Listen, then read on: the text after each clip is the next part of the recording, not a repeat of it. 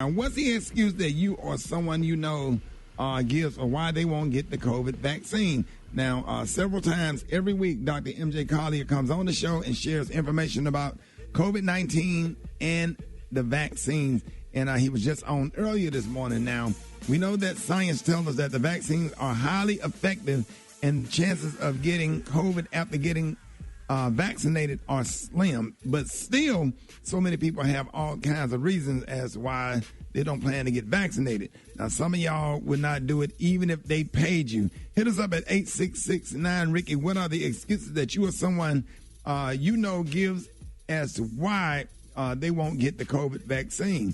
Eva, Rock-T, what are y'all thoughts? Well, I hear more recently a lot of people saying that they're not going to get it because of this mix-up with Johnson & Johnson and seeing how something can happen so easily and get mixed up.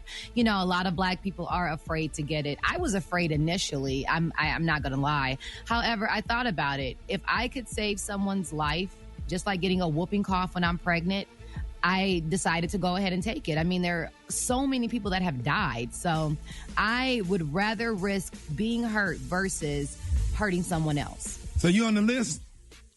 Oh, I've got my Pfizer vaccine. Thank you, Tyler Perry. Okay, cool.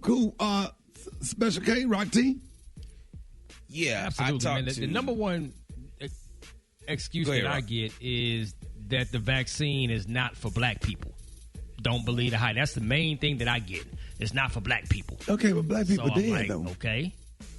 Yeah, exactly. I'm like, and nobody died from the vaccine. Yeah, but y'all, not according to Black Facebook.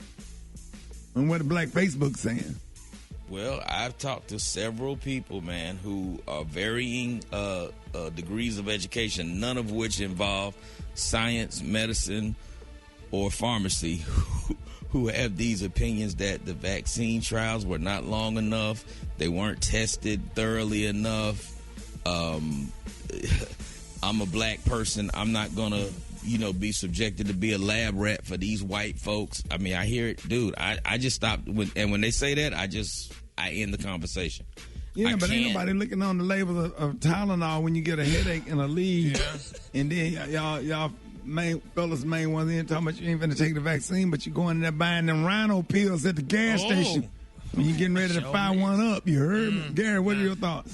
Gary, what are your thoughts? And I was just talking with one of the tellers, and she just told me that she's not taking it. She said, I'm going to wait to see how y'all go through it, then I'm going to do it. But I get my second one tomorrow. So, But the thing is, why take the risk? Look at the statistics of the people that have died versus the people that have survived and doing fine taking the vaccine. Let's go to the phones. Good morning. The excuse that I'm using is common sense. Common sense is why I'm not taking it.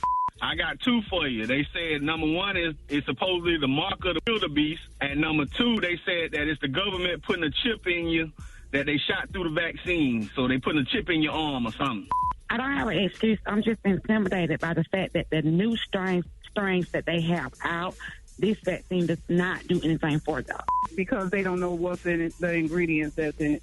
Well, they tell me because they have O negative and O positive blood that they should be immune from this because it's a negative blood. It's such a rare blood type, and that's crazy. I'm not getting the shot because I've always had severe allergic reactions starting when I was a child and got the measles, mumps, and cold fashion. So I'm not getting it.